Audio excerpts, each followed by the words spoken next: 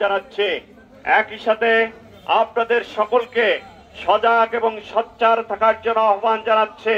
সারা দেশের মানুষ যখন 17 বছর অতিষ্ঠ থাকার পরে গত বছর জুলাই আগস্টের আন্দোলনের মধ্য দিয়ে আওয়ামী বাকশালী সরকারের পতন ঘটায় সেই সরকারের প্রধান স্বৈরাচারী শেখ হাসিনা সহ তার মন্ত্রী পরিষদ এমপি বৃন্দ সহ সকল ইউনিয়ন চেয়ারম্যান উপজেলা চেয়ারম্যান জেলা প্রশাসক সহ যারা ফ্যাসিবাদের দোসররা দেশ ছেড়ে পালিয়ে গেছে আমরা দেখেছি পৃথিবীর কোথাও তাদের স্থান হয়নি। আমাদের পার্শ্ববর্তী একটি দেশ ভারতে বসে তারা আজকে দেশের বিরুদ্ধে ষড়যন্ত্র করছে, চক্রান্ত করছে।